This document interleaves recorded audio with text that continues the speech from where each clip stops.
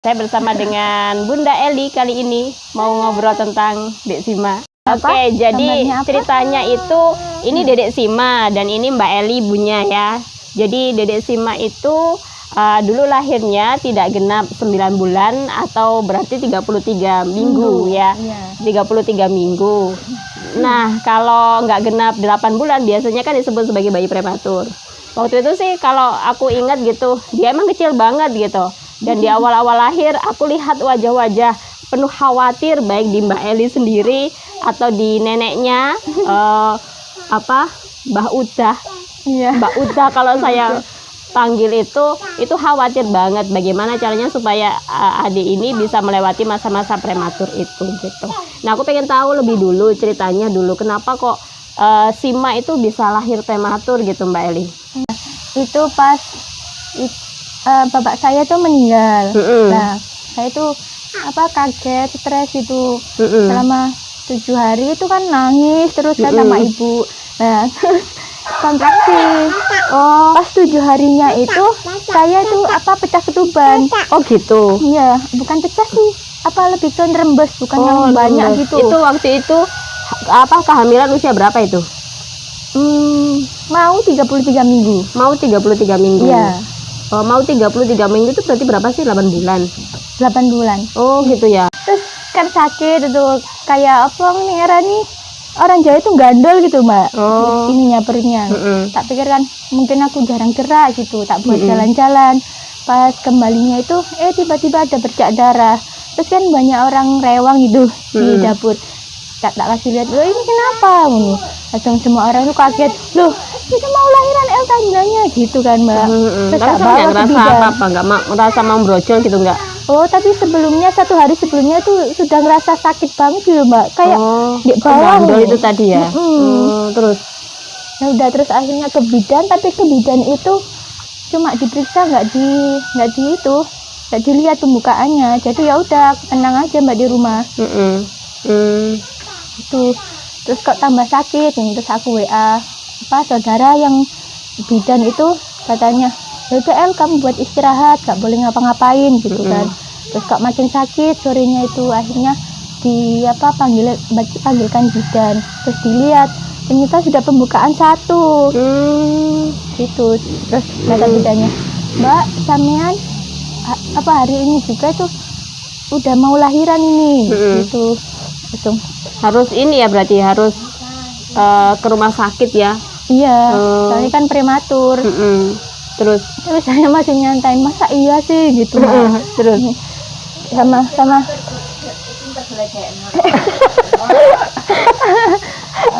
saudara saya, cepetan kamu ke rumah sakit.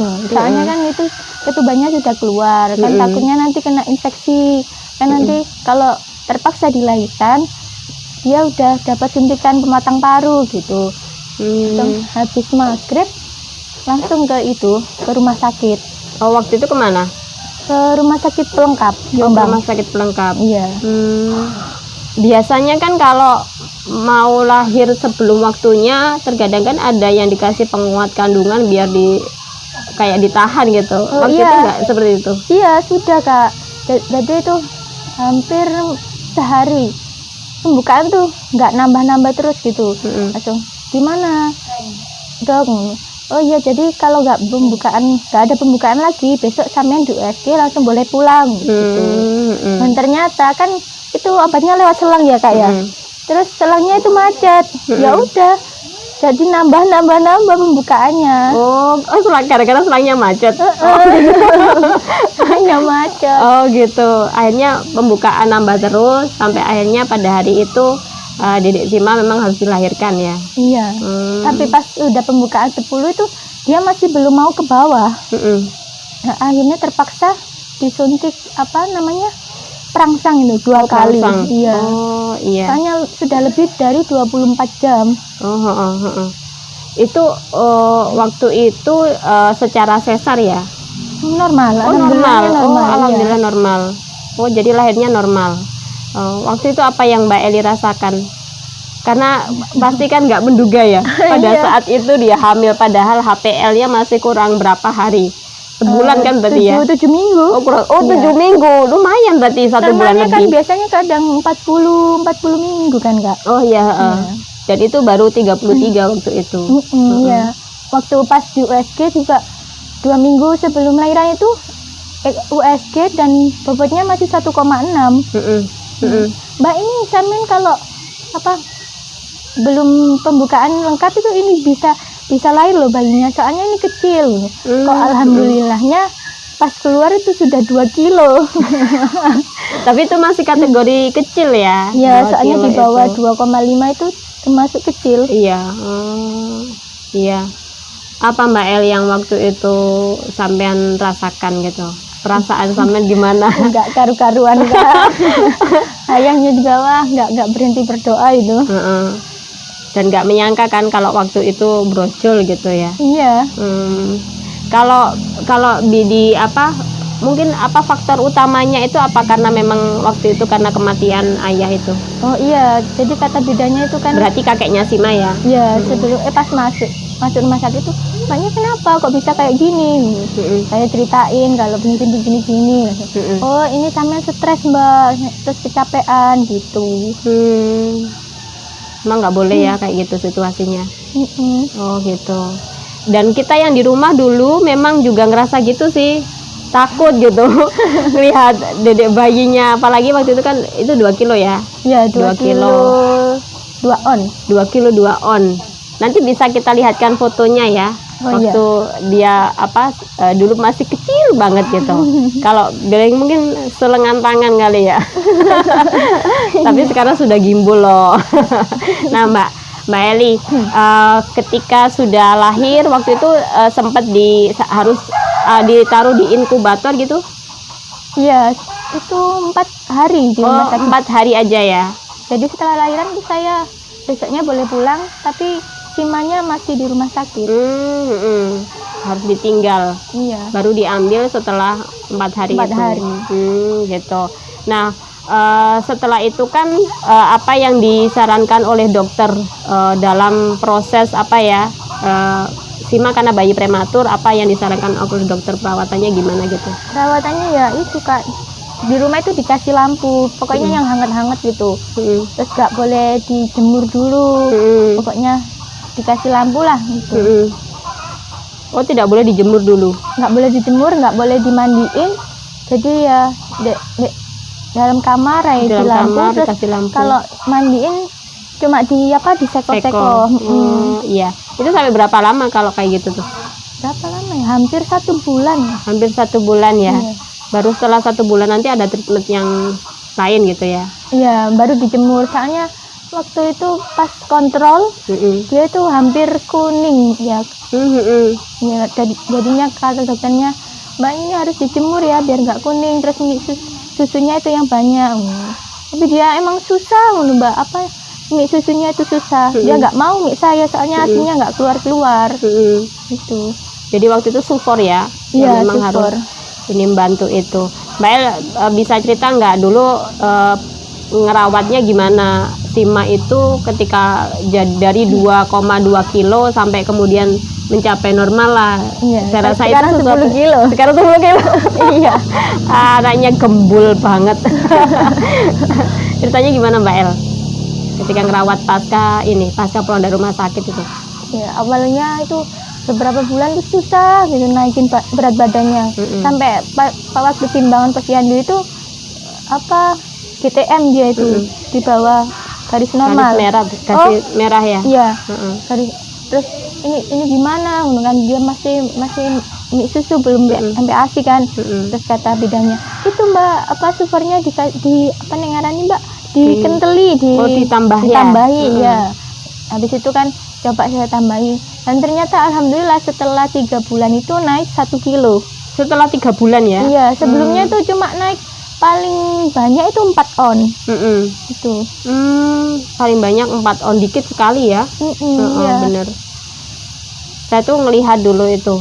Ini termasuk ikut berjibaku, tapi berjibakunya ikut pas ketika jemur itu. Oh iya, gantian ya. Itu biasanya setiap pagi ya Mbak ya? Setiap pagi. Setiap pagi dijemur tapi dijemurnya kira-kira di jam berapa sih waktu itu? Di jam 8 jam 7 8. Jam 7 sampai jam 8. Iya. Jadi rutin setiap pagi itu adik Sima dijemur di pagi jam 7 8 ya. Iya. 7 sampai 8. Itu kurang lebih sampai 3 bulan coba. Ya, Mbak ya? Iya, Mbak, 3 bulan. 3 bulan perjuangan hari demi hari menanti loh. Saya tuh juga ikut mir-mir ya, karena apa? Karena melihat anak bayi gitu ya, berjuang untuk yang prematur, berjuang untuk bisa sehat gitu ya, Iya. bisa normal kembali begitu. Mbak Eli, ada yang pengen disampaikan mungkin, atau gini, sebelum nanti ada yang disampaikan atau pesan yang ingin disampaikan, kira-kira faktor apa yang paling besar sehingga adik Sima itu bisa melewati masa-masa itu? Apa ya? Ya karena dia ya mungkin dasarnya kuat anaknya, terus dukungan dari keluarga, ya udah kita bisa melewati semua itu. Jadi yang penting itu ya, dukungan keluarga itu bersama-sama melewati, optimis juga optimis, kan? Ya. Doa apalagi gitu ya. Dan ada pesan Mbak Eli bagi mungkin ibunda yang punya baby yang lahirnya secara prematur gitu. Buat bunda yang punya bayi prematur, kita nggak boleh pesimis. Jadi kita harus berusaha. Kita yakin bahwa bayinya itu bahkan bisa tumbuh seperti bayi normal. Gitu. Seperti yang terjadi pada Sima sekarang ya. Iya. Kalau ngelihat perkembangan Sima sekarang kayak gimana Mbak El? Alhamdulillah. Gimana ya? Dia sudah itu kayak pada umurnya gitu. Iya, sesuai dengan usianya ya. Usianya. Dia gembul loh, nanti dikasih tahu fotonya, lucu dia. Mau kemana? Adik? Sekolah? Sima? Hei. Nah, jalan ayo nah sekolah. Jalan adik. Sini. Ayo sini. Sini jalan sama mama. Adik. Ayo jalan. Adik bawa apa? Bawa buku? Iya. Ayo sekolah. Ayo sekolah.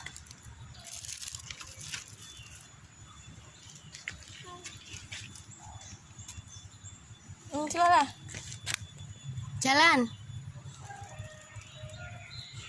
Ayo jalan. Iya jalan.